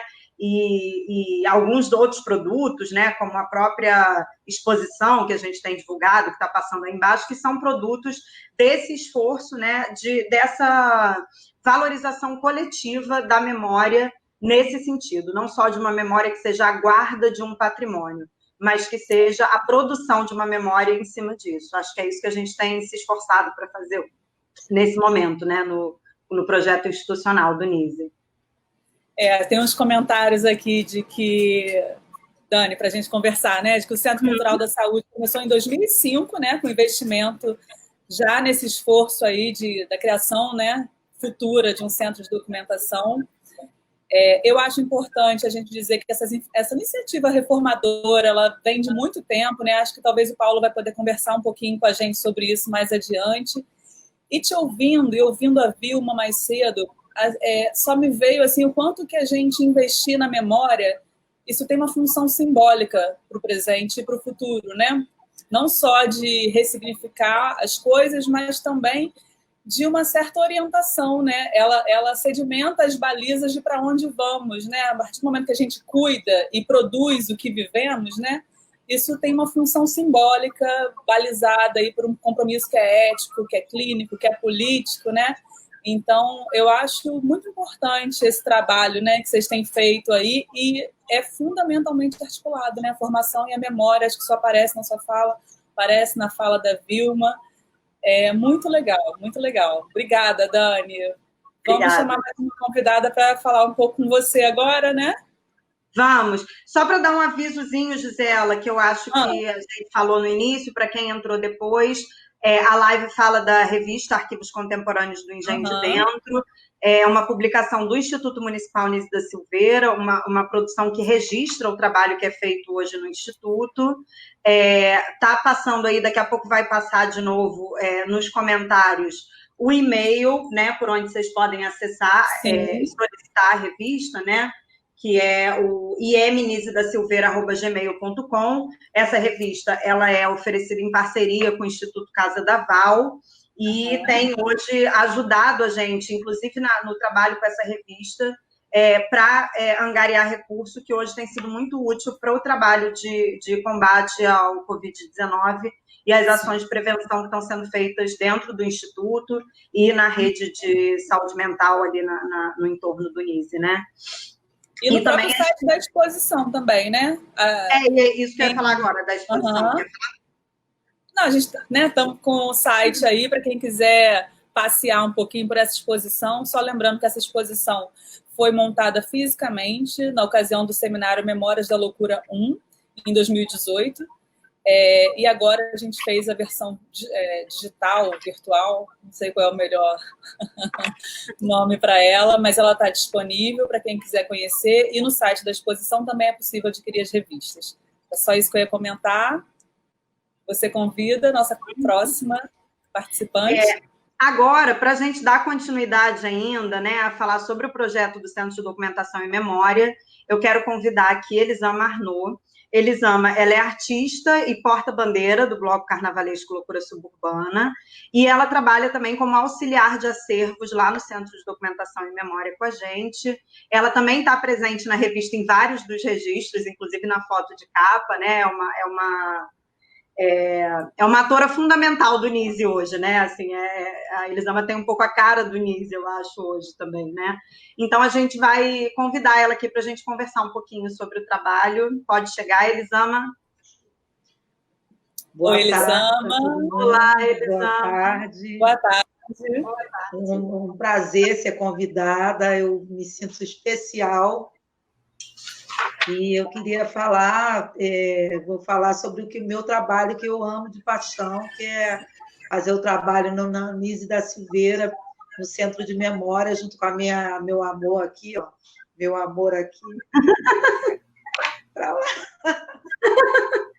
Que é a Dani, o pessoal lá do Nise da Silveira, a Érica, e é tanta gente, se eu for falar também, eu vou... Elisama, a gente pensou de você falar aqui com a gente, um pouco conversar, você que... A gente falou aqui, né, de que tem projetos que são anteriores, inclusive, ao Centro de Memória, que deram origem a isso. E você é uma pessoa que vem trabalhando com esses acervos, essa documentação, antes mesmo do Centro de Memória. Então, a gente queria ouvir um pouco como é que foi esse papel, o impacto que teve desde que você chegou lá, o que você fez, o trabalho que você vem desempenhando no Centro de Memória. Eu comecei fazendo curso de informática, né? Lá no... Ai, meu Deus, até esqueci. Eu tô com na EIC, mas isso era no ponto de cultura ainda, né? Comecei na EIC, Escola de Informática. E aí, depois de lá que eu fiz o curso, eu fui parar no... Ai, meu Deus do céu. No Centro de Memória. Não, aí eu fui parar na papelaria para poder fazer livro, escrever livro de pacientes, de pessoas que deixavam o livro lá escrito para a gente passar para o computador. Então, eu digitava todos os livros que vinham, eu e um grupo de pessoas também que fez a mesma coisa que eu. E dali... Eu eu desenhava também no Paint, aí começava eu fazer capa de livro, escrever livro, e dali foi indo. Aí depois disso tudo, eu fui trabalhar na biblioteca, me inscrevi direitinho, tinha uma fila, a gente passava por um processo de que nem era um trabalho, né? Então você tinha que passar um processo, eles conversavam com você, como é que era e tal, qual era a experiência que você teve. Então, eu fui contando todas as experiências que eu tive no NISE da Silveira. E dali eu passei para a biblioteca, eu fui contratada para trabalhar na biblioteca. E aí eu fiquei bastante tempo na biblioteca, passou muita gente por mim, a Dice, não sei se o nome dela era Flávia, eu não lembro. E aí a Lúcia me ajudou, então era muita gente me ensinando aquilo tudo que eu fui aprendendo, fui absorvendo. E dali eu passei para o centro de memória. Aí eu passei a recuperar os documentos, a limpar os documentos numa máquina que o museu deu para a gente trabalhar. Foi passando vários estagiários, muitos estagiários por mim. Teve uma época até que ficou muito cheio, não tinha nem espaço. A gente não tinha ar-condicionado, não tinha... Primeiro você trabalhou no espaço literário, né, no José Pereira de Assunção, e depois você foi... José Pereira de Assunção. Você falou dos estagiários, é interessante, né? Porque você, como eu disse, você está lá há muito tempo. Então, é engraçado, a gente falou aqui do processo de formação e como isso também se deu num formato invertido no Centro de Memória, né?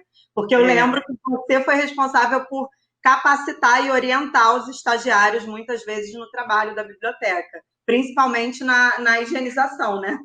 É verdade.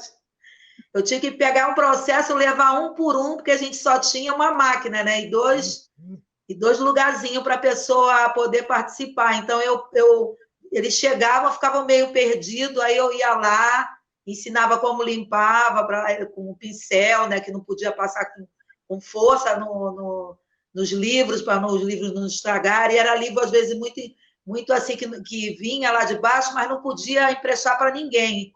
Aí tinha livros assim, tinha muito valor, né? Aí tinha gente que vinha com aquela capacidade querendo tirar foto, mas não podia, tinha que ficar ali com a gente. Então, eu tinha que ensinar todo o processo. Então, passou tantos estagiários por mim, que acho que foi várias faculdades assim que veio. Então, para mim, era muito valoroso isso. Elisama, para a gente encerrar, teve um comentário aqui, uma pergunta da Paula, que ela pediu para você falar assim, qual foi a importância desse trabalho assim, na sua vida, o trabalho do Centro de Memória. Para mim, a importância que foi para mim foi a importância de vida, porque eu era uma dona de casa, que eu não estava acostumada a participar de coisas assim, que participo hoje, que eu dou muito valor, né? O aprendizado que eu tive, porque a gente às vezes não sabe a dimensão que você é capaz. Então, ali eu soube que eu podia voar, eu podia ir além daquilo que eu fui me informando, assim, pouco a pouco, e tendo contato com pessoas que me deram valor, né, para mim, e confiaram em mim e deixaram, falaram, você vai conseguir. Então, para mim, essa formação foi além daquilo que eu poderia, assim, acreditar em mim mesma. Então, foi uma maneira de eu acreditar em mim e das pessoas acreditar também em mim.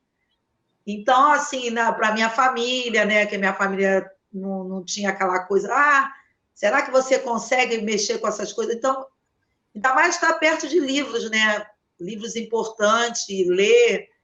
Além de eu limpar, ainda lia os livros todos, cada um eu lia, então eu entendia. Então, minha formação toda foi ali dentro do NISE da Silveira. Foi minha faculdade, vamos dizer dessa forma. Inclusive, o próprio conhecimento da EIC, né, que você fez o curso lá atrás, e aí hoje você tem conseguido aproveitar isso lá no Centro de Memória, né?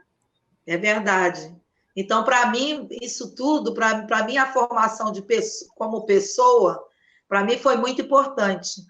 Foi acreditar em mim mesma e na minha capacidade de aprender, né? Então, eu agradeço a todo mundo que passou por mim, agradeço a vocês, agradeço a Ariadne, agradeço o Ponto de Cultura, a EIC, a papelaria, e até para ser uma grande porta-bandeira, porque eu também não acreditava que eu poderia fazer aquilo tudo. Eu não tenho formação de porta-bandeira, eu mesmo, dentro de mim, eu tirei aquilo tudo que você vê todo ano, né? Então, eu agradeço a todos vocês. Grande musa, né? Foi para mim muito importante. A gente que agradece você, inclusive agradecer o seu trabalho no Centro de Documentação e Memória, aquilo que a gente conversou, inclusive, essa semana, né? A gente tem uma parte de levantamento dos acervos de funcionário, por exemplo, que é uma coisa que a gente não tinha conseguido ainda se dedicar pelo volume de acervos, e que você abriu esse trabalho, né? E você tem tocado uma parte desse trabalho hoje, então a gente só tem a agradecer por parte do Centro de Documentação e Memória, e, enfim, por parte do Instituto, a sua beleza, né? Como porta-bandeira. Linda, né? Me deixaram Elisama, obrigada. Você sempre de um jeito muito apaixonado. Maquiagem, né? Aprendi hoje também. Sempre apaixonado, o modo assim, como você fala. Tá linda. Agradeço também, muito obrigada. Obrigada, Elisama. É sempre uma alegria encontrar e te te amo ouvir. vocês, ó, do meu coração. Nós também, obrigada, querida. Elisama. Se cuidam, um abraço. Até a próxima. Tchau. Até. Eu gostaria, então, de convidar agora... Hoje a gente falou rapidamente no início, quem está chegando agora, né? O tema da nossa live é Memória e Formação. E por ser a nossa última live aí do ciclo de apresentação da revista Arquivos Contemporâneos, a gente abriu um pouquinho e aí trouxe a Elisama, né? Aí com essa fala emocionada, apaixonada pelo trabalho junto ao acervo do Instituto. E a gente convidou também a Pamela Pérez, que é psicóloga e atua no Núcleo de Articulação e Intervenções Culturais e criadora do projeto Retratos da Saúde Mental. A gente trouxe ela para falar um pouquinho com a gente sobre a documentação dessa memória do presente, que ela faz de forma belíssima. É uma alegria estar aqui com vocês, né, desse outro lado da tela, porque eu tenho participado nos bastidores junto com a Thaís. Aqui o coração bate mais forte, né, mais rápido, e frio na barriga. E entender essa live, né? É muito legal ver o quanto todo mundo que está falando é apaixonado pelo trabalho que faz, né? Eu estou achando muito legal pensar assim, como é importante, como é prazeroso trabalhar num lugar assim, né? No NISE. Eu acho que eu sou a mais nova em termos de tempo de trabalho do NISE, né? Enfim. E aí hoje eu vou falar sobre o meu projeto, que é o Retratos da Saúde Mental, que é um projeto de produção audiovisual da história, da memória e do cotidiano da saúde mental. Isso para a gente construir outros lugares sobre a loucura e as diferenças. Eu estava ontem fazendo uma pesquisa no acervo que a gente vem montando nesses 3 anos oficiais de projeto, e na verdade são 5 anos, um pouco mais que isso, e para trazer para vocês, e eu me deparei com um trechinho de um documentário sobre loucura suburbana, em que eu falo, e acho que esse trecho diz muito sobre o trabalho. Eu vou tentar aqui compartilhar a tela com vocês. Se eu não conseguir, vou pedir ajuda a Thaís. Consegui, Thaís? Foi. Acho que foi. Vamos ver aqui. E aí depois eu volto. Eu sou a Pamela Pérez. Sou psicóloga do SUS com muito orgulho e trabalho na saúde mental da Prefeitura do Rio de Janeiro. E também sou fotógrafa. Até que em 2015, essas duas paixões se uniram definitivamente. Foi nas manifestações da saúde mental por uma sociedade sem manicômios. Foi também nessa época que eu descobri que a minha fotografia pode ser clínica e política, que eu fotografei meu primeiro desfile do Loucura Suburbana. Foi amor à primeira vista. Fiquei absolutamente encantada pela leveza do mestre-sala, a beleza da porta-bandeira e a autenticidade da passista. Um carnaval original, rico e potente. Fiquei muito emocionada no meio daquele mar de gente fantasiada no portão do NISE, saindo do hospício para ocupar as ruas do engenho de dentro. Saio dessa experiência transformada e como documentarista, pelo puro desejo de contar essa história e tantas outras transformadas pela reforma psiquiátrica. Histórias de pessoas tão comuns quanto extraordinárias. E assim a gente muda o mundo. O meu samba é assim, só loucura suburbana até o fim. Ai, gente, dá até um quentinho no coração. Coisas que a arte faz, né? Já deu para ver que eu vim parar nesse projeto pelo amor que eu tenho ao SUS, pelo amor que eu tenho pelo trabalho potente que a gente faz na saúde mental, no cotidiano. essa troca, né? As vidas que se transformam no trabalho com a gente e o quanto as nossas vidas também se transformam quando a gente se abre para as diferenças. Eu queria dizer que o trabalho, hoje eu percebo que esse projeto ele é clínico e político. E ele é um projeto abrangente, ele tem 3 vertentes que para mim são fundamentais. Uma é o tratamento do sujeito, o dito louco, né? o portador de transtorno mental. O tratamento é feito mediado pelo audiovisual. Dessa maneira, ele tem lugar de fala, tem vez, voz, e pode construir a sua própria história. Diferente dessa história da grande mídia, né? Quando a gente pensa em loucura, fatalmente a imagem que vai vir na maioria da cabeça das pessoas é o sujeito amarrado numa camisa de força ou perambulando como um zumbi nos hospitais psiquiátricos, quando essa realidade não é mais a que a gente vive, graças a Deus. Então, com essa possibilidade, ele pode criar sua própria narrativa, contar sua história, dizer de si, e do jeito que for possível, né? E provavelmente diferente, fora desse script que é ditado pela sociedade capitalista. Você tem que ser assim, você tem que fazer isso, você tem que fazer aquilo, trabalhar 8 horas, casar, enfim, que cada um possa viver do melhor jeito possível, que possa viver, dar o melhor de si e caber bem na sua pele, né? Com alegria. Outra vertente desse trabalho é o tratamento que a gente dá ao trabalhador da saúde mental. A gente tem um trabalho muito potente no SUS. A gente tem um trabalho na saúde mental com uma tecnologia de cuidado avançadíssima. É no 1 a 1, é a escuta, é a delicadeza, é aquilo que é construído ali face a face, né, com cada um. A gente, nossa, o tempo voou. E o que acontece muitas das vezes é que a gente não consegue dar valor, dar lugar a esse trabalho que a gente faz. Porque como a demanda no SUS é muito grande, é infinita, a gente muitas vezes acaba dando mais importância ao que a gente não fez, ao que a gente não conseguiu, ao que não deu certo, e não essa potência, essas vidas transformadas, esse trabalho enorme que a gente faz. Então, a partir da leitura que eu faço daquele espaço, daquele, né, o trabalho que eu dou de retorno, para mim, eu quero que tenha esse sentido assim da pessoa olhar e dizer assim, nossa, que lindo o trabalho que eu faço. E isso dá fôlego, dá ânimo para poder, inclusive, lutar por melhores condições de trabalho. E, para finalizar, o tratamento da sociedade, que eu acho que é alguma coisa muito importante. Então, o sujeito está em tratamento, e se a gente está há 30 anos com a reforma psiquiátrica lutando pelo fim dos manicômios, o fim do manicômio, derrubar os muros do hospício e os muros de dentro da gente também, a sociedade tem que estar incluída nisso. Então, incluir o louco na cidade, o dito louco na cidade, é um trabalho de toda a sociedade. Eu acho que a arte tem esse poder de fazer essa torção, de sensibilizar corações e mentes, que é uma fala do Hugo, né?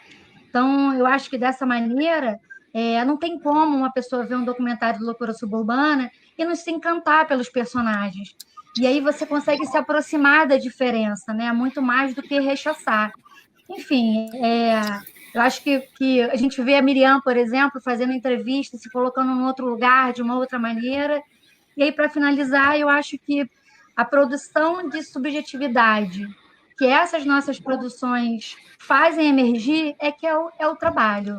É o trabalho que eu trago aí para vocês hoje. Com muito orgulho. Obrigada, Pamela. É muito emocionante, né? Ver isso que você documenta, né? Acho que é importante dizer para as pessoas que a gente vai finalizar a live de hoje mais adiante com um vídeo produzido pelo projeto, né, dos retratos, que tem a Miriam, que a Pamela aí falou, que é uma pessoa muito querida, que faz parte desse projeto. E eu acho, Pamela, é muito bonito isso que você falou, o que você espera quando a pessoa vê, né, suas fotos, seus filmes. O que eu vejo, a impressão que me vem assim, é tudo verdade. O que a gente faz, o que a gente conta, o que a gente aposta, né? Quando fala em reforma psiquiátrica, em estar na vida, estar na cidade, estar no território, você documenta essas novas possibilidades de pertencimento, né? A Miriam é entrevistadora do projeto, né? Isso é emocionante.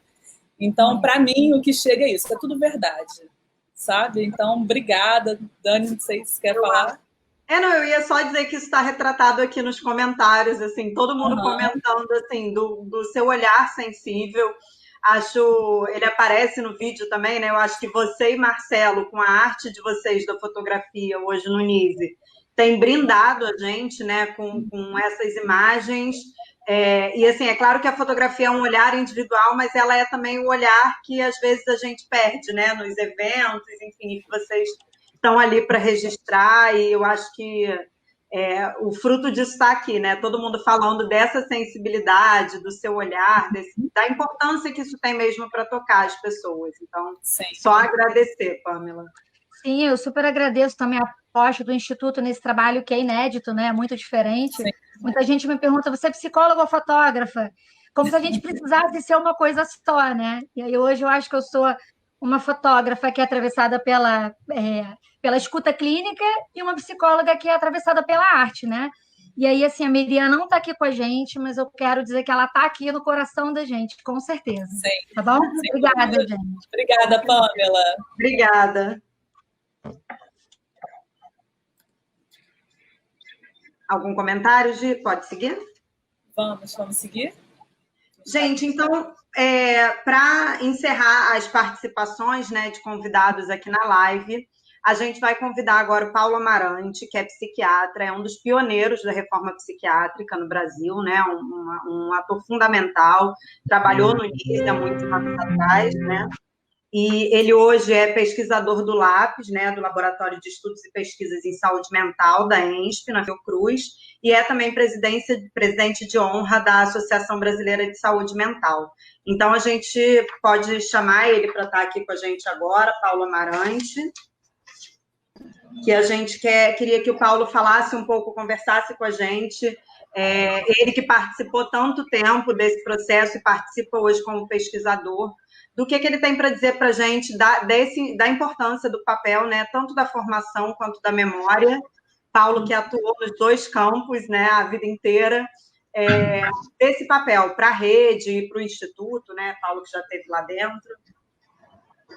Bem, boa tarde ainda, né? Eu quero agradecer o convite, agradecer a Gisela, a Daniela, e quero cumprimentar as demais na pessoa da Elisama, nossa querida porta-bandeira, né, e pessoa fundamental do movimento. Eu tenho muito pouco tempo, eu queria dizer primeiro para vocês que eu fiquei muito angustiado pela quantidade de coisas, etc., e que eu não teria como falar. Aí eu me aliviei depois, porque eu tive a ideia de fazer mais um documentário, o meu depoimento. Eu tenho alguns depoimentos prestados ao Centro Brasileiro de Saúde, abraço para o Projeto Memória da Reforma e tal, de algumas coisas que eu acho que é importante, muito embora eu tenha escrito, né? Eu tenho escrito. Nesses momentos, eu fui lá e peguei esse meu livro, né? O Lugares da Memória, onde eu conto, inclusive, um capítulo chamado O Lixão do Hospício, que foi o lixo que eu achei no Engenho de Dentro, em que eu achei o decreto de Pedro II, criando o Hospício de Pedro II, original, e doei para o Arquivo Nacional. Achei o vídeo, único filme, do Museu de Imagem do Consciente, quando ainda era Store, com Adelina, com Pertuis e tudo mais, várias outras coisas sendo jogadas fora. Depois fiz alguns volumes dessa coleção Arquivos, também o Arquivos, 2003, em homenagem aos arquivos brasileiros de neuriatria, psiquiatria, criados pelo Juliano Moreira. Então, uma sensação assim de que essas coisas não aparecem na história é uma coisa interessante. O movimento brasileiro deve muito ao Centro Psiquiátrico Pedro II, hoje NISE da Silveira. Evidentemente, Daniel, teve um movimento internacional, mas no Brasil, em 78, a criação do Movimento Trabalhador de Saúde Mental se deu no Engenho de Dentro. Esse movimento que se espalhou no Rio de Janeiro, depois pelo Brasil. Então, foi o primeiro que deu origem ao movimento da reforma psiquiátrica, da luta antimanicomial, com muitos problemas, muitas perseguições, e agora abertos os arquivos do SNI, a gente vê como aquilo mobilizava. Afinal de contas, todos os diretores dos hospitais eram militares indicados. Existiam suspeitas de locais de presos políticos nesses hospitais, etc. Depois, quando nós começamos o trabalho em 82, aí convocados, depois de ter sido expulsos, nós criamos o primeiro curso de especialização em saúde mental, que nós chamávamos CISM integrado, totalmente inovador, revolucionário. Mesmo a Colônia, que criou um curso chamado Psiquiatria Social, que era aberto a 3, 4 categorias profissionais, no Engenho de Dentro nós criamos um curso que tinha do porteiro, da cozinheira, ao médico, né? E levamos para lá Jurandir Freire Costa, Benildo Bezerra, Roberto Machado, Vera Porto Carreiro e tantas outras pessoas que foram trabalhar nesse curso, que era uma coisa impressionante, 260 profissionais de todas as áreas discutindo, debatendo, pensando o hospício, as instituições, o nosso papel. Isso era fundamental para quem tivesse não um curso de capacitação técnica, de ensinamento, mas de reflexão, de pensamento crítico, de produção de pensamento crítico. Esse curso, esse programa, foi criado com apoio oficial da Organização Pan-Americana de Saúde. E eu tenho toda essa documentação, e deve ter aí no NICE, essa documentação oficial. E a partir desse convênio com a OPAS, nós criamos oficialmente, aliás, não lembrou, mas eu queria lembrar, o Centro Brasileiro de Documentação da Memória da Psiquiatria Brasileira, professor Luiz da Rocha Cerqueira. Ainda botamos na hora de sair o nome do Cerqueirinha, que tinha acabado de falecer, que tinha ido recentemente no Engenho de Dentro. Inauguramos esse centro com um convênio formal com a OPAS, o Ministério da Saúde, com a presença do diretor nacional da DINSAM, Paulo Maris, o secretário nacional, Francisco de Paula Castro Neto, o presidente da Associação Brasileira de Psiquiatria, além de Ana Pita e Sérgio Aroca. Isso tudo foi filmado, inclusive, pelo Josias, que eu acho que o Júnior, o Eurípides, tem essa... Então, eu queria pensar em fazer um depoimento, de recuperar isso, para a gente entender também por que isso acabou. Que nós inauguramos, eu contratei a Jussara Valadares para trabalhar, como bibliotecária disso, como uma assessora desse projeto, e a partir daí nós pensamos no Centro Brasileiro sair do Engenho de Dentro e conseguimos uma sede na Praia Vermelha, onde era a casa de Juliano Moreira, que foi violentamente invadida pelo irmão do general Figueiredo, que era outro general Figueiredo, né? E que tomou para a sede da Unirio, por força militar. Aquilo ali não era da Unirio, não era da UFRJ, era do Ministério da Saúde. E, a partir dali, com a entrada da Márcia Rodenberg, para nos reforçar, acabou que enfraqueceu, porque nós transformamos o Centro de Documentação da Memória da Psiquiatria em Centro Cultural da Saúde, que é muito importante. Eu, no primeiro momento, trabalhei e tal, mas eu não queria. Eu achava que a psiquiatria, o holocausto psiquiátrico, as instituições, mereciam uma documentação, um centro de documentação diferente, porque não se trata só de uma memória da saúde, das campanhas de Oswaldo Cruz, qualquer coisa. Isso tinha a casa de Oswaldo Cruz. Nós precisávamos de um centro dos horrores da psiquiatria, da construção do saber psiquiátrico, das experiências renovadoras, das tentativas de renovação. Tiveram com a Anísio, com Oswaldo Santos, com tantos outros, Oswaldo Loyola e tantos outros no Engenho de Dentro, né? Então, foi muito interessante que, anos depois, já na democracia, já depois do período militar, os hospitais da DINSAM, na época, tiveram intervenção militar. No caso da colônia de Juliano Moreira, foi invadido pelo Exército. E muitas dessas coisas foram desmontadas.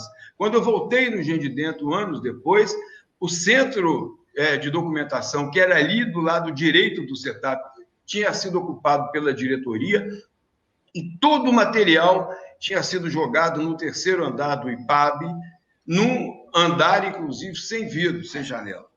E aí o Aníbal pegou para criar o centro lá. Eu já fui para a Fiocruz, onde tentamos criar. Então, eu queria recuperar um pouco, de repente, essa história, não nesse sentido de assumir determinados protagonismos, mas de entender o porquê, inclusive no período da democracia, em que, na época, foi preso o Roberto Chau, presidente dos sindicatos médicos, nós tivemos esse retrocesso e perdemos essa memória, né? Depois criamos ainda, só para lembrar, os encontros de história da psiquiatria, que chamavam a história na loucura, a história da loucura, fazendo um jogo com as palavras da Inácio, como Roberto Machado, no Da Nação da Norma. Então, existiam muitos eventos, muitas coisas que a gente seria importante criar. Toda essa documentação, ela é existente, né? E por que que isso foi apagado da nossa memória? Por que que isso incomodou mesmo os setores progressistas? Porque quando eu fui no Engenho de Dentro visitar o centro de documentação e descobri que o material tinha sido amontoado e jogado no terceiro andar do IPAB, nós já vivíamos um momento de democracia, de liberdade, com direções eleitas, etc., né?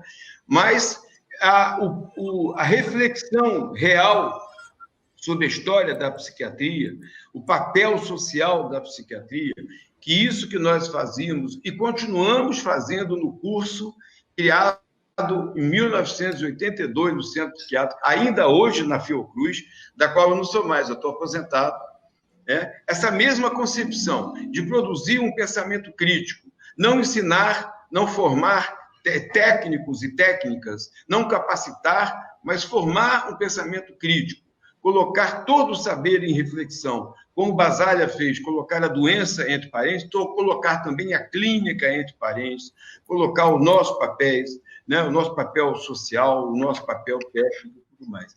Esse foi o grande desafio que o Centro Psiquiátrico Pedro II, né, começou, entendendo? E quando começou, eu só queria, já deve ter acabado o meu tempo, né? Vocês falaram que iam voltar quando com isso, e vocês não saíram. A gente não conseguiu sair, não conseguimos. Ficamos aqui ouvindo.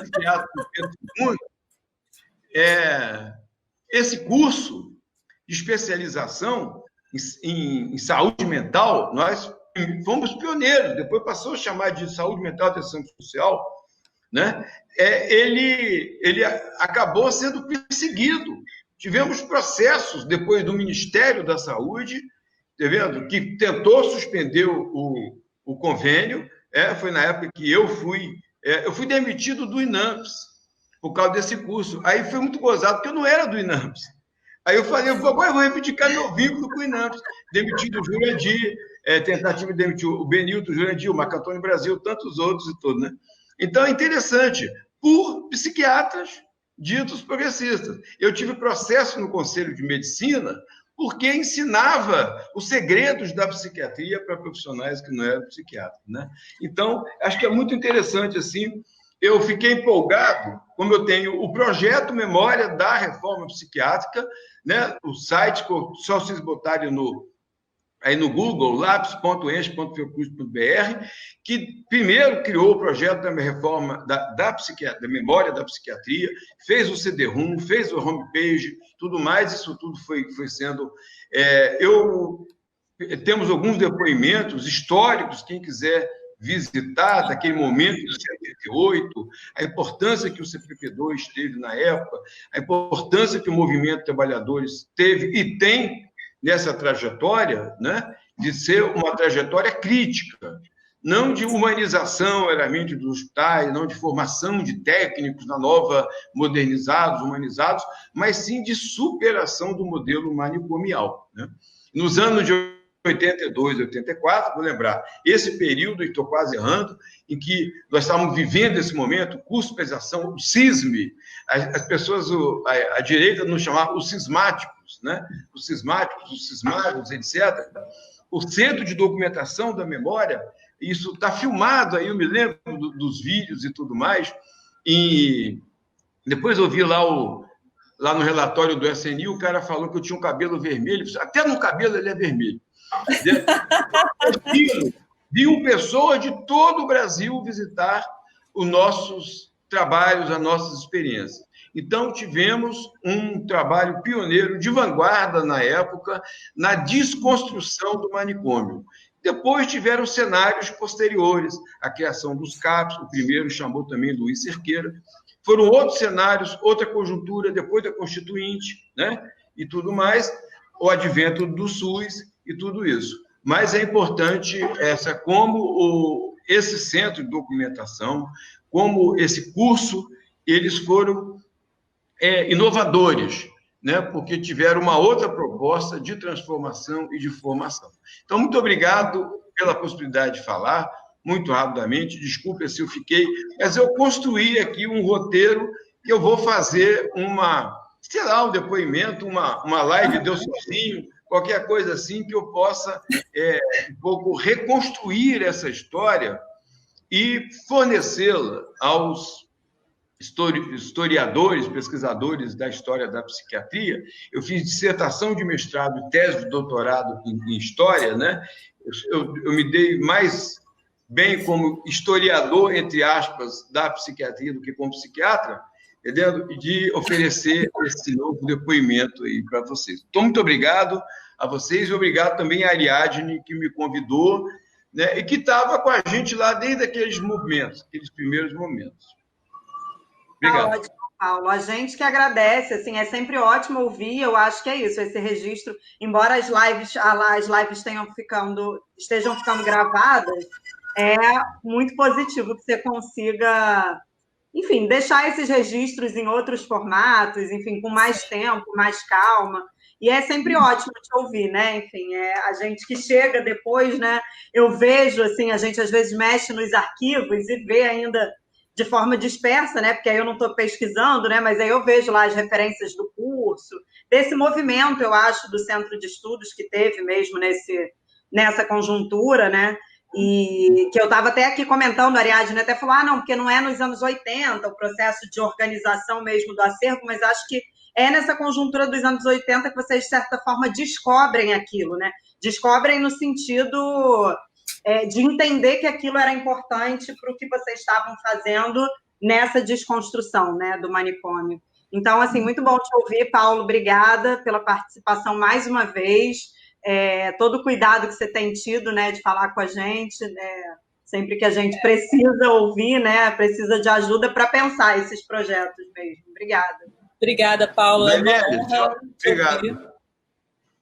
Só uma coisinha, eu lembrar que aparece no Museu de Imagem do Consciente, que eu achei, né? Eu levei para o Arquivo Nacional e quando chegou lá, o cara falou, olha, você trouxe na hora, porque ele ia sofrer uma autocombustão. Esses filmes antigos, eles queimam sozinhos. Aí nós conseguimos projetar o filme e filmar ele da parede.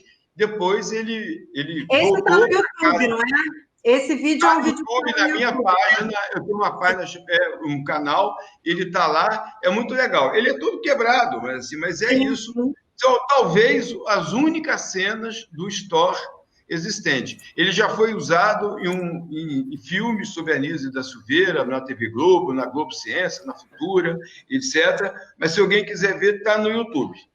E foi legal você ter comentado do decreto também que você doou, porque toda vez que você fala nesse decreto, eu já tinha ouvido você falar do decreto outras vezes, mas não que você tinha doado para o arquivo. E aí eu sempre penso, gente, mais uma coisa que se perdeu, porque o que a gente tem lá é uma cópia, né? Não é uma reprodução, é uma cópia manuscrita de época, mas que não é o original. E aí eu sempre pensei, gente, mais um documento que se perdeu, mas que bom que você avisou que está no Arquivo Nacional, então... Paulo, olha, aproveitando... Eu tinha 2 historiadoras e 2 historiadores, 4 historiadores, 2 mulheres e 2 homens. Então, eles se cuidavam, preocupavam muito com isso, da gente não ficar com o documento que era importante, né? A Bela, a Laurinda, o Carlinhos, o Carlos e o Ricardo. Então, eles viam o melhor local para que o documento ficasse depositado como um documento nacional. Bela e Laurinda foram algumas das responsáveis por me introduzir a história da psiquiatria também na Fiocruz. Bom, a gente tem a intenção, Paulo, de fazer depois lives menores com convidados e que a gente possa ficar mais tempo. Então, eu já te faço o convite de que a gente possa falar com mais calma sobre isso. Vai ser um prazer te ouvir, sempre é. Isso que você fala do CISM, a gente lembrou disso, né? Falando do convite a você. Você teve a oportunidade de falar disso com a gente no seminário Memórias da Loucura. E, de fato, foi uma iniciativa muito inovadora, né? Quando você fala que vai do porteiro ao médico, a quem está na assistência. Isso é de fato tomar a reforma como um processo social, né? Então, te ouvir é muito, muito importante. Acho que essa memória precisa, de fato, ter mais tempo, estar registrada, compartilhada, não só com os historiadores, com todos nós, né, que estamos aí envolvidos com isso e com a sociedade como um todo. Fica esse convite já, a gente depois pode falar melhor, mas eu quero te agradecer em nome do Instituto, em nome de todo mundo que está aqui na produção aí dos bastidores dessa live. Obrigada. Obrigada, Paulo. Muito obrigado. Quero fazer mais uma palavra. Neuza Santos Souza. Queria registrar o papel, a importância que a Neuzinha teve nessa formação, nesse curso. Pessoa fantástica. Que bom. Tá ótimo. A gente tem aqui um comentário agora, Luísa Mara, formada pelo CISME, aí falando da importância do curso, né? Principalmente no contexto da ditadura, o papel que esse curso teve para a formação. Tá ótimo. Obrigada, Paulo. Até a próxima, Paulo. Então. Obrigado. Boa noite. Boa noite. Tchau, tchau. Bom, gente, acho que a gente fecha, né, o ciclo aí dessas 3 lives de apresentação da revista, dos artigos da revista Arquivos Contemporâneos. A gente tem a intenção de fazer lives temáticas menores, né, com menos convidados. A gente, enfim, vai pensar isso com calma. Quero agradecer a presença de todos, quero agradecer a direção do Instituto, a todo mundo que participou aqui do bastidor para essa live aparecer, né, funcionar com todos os desafios técnicos que isso exige. Pamela, não apresentei aqui na hora que a chamei como uma pessoa que faz parte da produção, mas ela tem sido uma pessoa muito importante nesse investimento. E você quer falar, Dani, para a gente fechar? Era só para lembrar dos agradecimentos, acho que especialmente nas pessoas da Pamela e da Thaís, Sim. que foram incansáveis aí na tecnologia para fazer com que a gente conseguisse entrar no ar. A equipe, né, do Loucura, que ajudou também na produção das lives, a todos os convidados que participaram de todas. A gente pede desculpa pelo tempo curto, é que a gente quis fazer uma coisa de que todos pudessem falar, então realmente é um tempinho curto, mas acho que é isso, foi uma introdução, né? E daí a gente pode abrir isso para várias outras possibilidades. E agradecer ao pessoal que tem acompanhado a gente, aos comentários, as curtidas. Só lembrar que a live fica gravada, a gente recebe muitas perguntas, né, sobre para onde vai essa live. A live fica na nossa página do Facebook, então quem não pôde assistir ao vivo tem a oportunidade de ver depois. As 3 lives já estão na página. E só lembrando que quem tem interesse na revista, a revista está disponível através do e-mail institucional, que é o imnisedasilveira@gmail.com, e também na página da nossa exposição virtual. Tá bom? A gente vai encerrar com um vídeo feito pelo projeto Retratos da Saúde Mental, produzido pela Pamela Pérez e pela Miriam Galvão. A gente agradece a todos e até a próxima. Até. Boa noite, gente. Boa noite.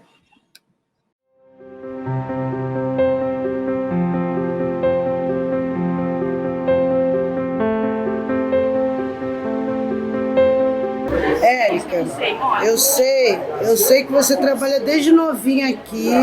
O que você sente trabalhando aqui, assim, aturando um pouco, né, a gente, né? Porque às vezes quando é muito serviço para você, muito trabalho, entendeu? Porque eu acho você muito nova para sabe, ser assim, diretora, assim, de um lugar, né? Muito assim, que já foi pior, agora tá melhor, né? Porque você levou muita gente para casa dele, tá diminuindo muita gente aqui. O que você acha nisso? É uma honra, né, essa trajetória aqui dentro do Instituto. Eu queria saber para você o que significa loucura suburbana. O que você sente prazer trabalhando para fazer acontecer o carnaval, né? Porque a gente participa, porque esse carnaval é muito bonito, né? Todo ano acontece esse carnaval. O que significa loucura suburbana e o carnaval, né? Bom, loucura suburbana, Miriam, acabou sendo a minha vida. Eu Eu acho que, graças a Deus, acabou o negócio do choque, né? Choque elétrico. Não acabou, não. Acabou aqui, mas tem muita universidade que ainda faz, medicam muito, é uma luta permanente. Por quê? Porque as pessoas que dão choque também ganham muito dinheiro. Gostei muito de conversar com você, tá? Eu também. Obrigada. Um beijo. O que você acha que a diretora fez tudo para melhorar, né? Isso aqui foi muito maravilhoso. Como você acha, como pode ter mais uma melhoria a reforma da psiquiatria? A experiência da internação é a experiência de um grito parado no ar. A gente precisa superar isso. A gente precisa, na verdade, ter espaço assim, produtor de vida. É muito importante, assim, você sabe, falar que a gente aprende muito com vocês, assim, sabe? Mesmo a gente tendo dificuldade. E a gente também aprende com vocês. Mas você vê ela entrevistando, que delicadeza? Ela está construindo toda uma identidade, né? De estar aí de repórter, né?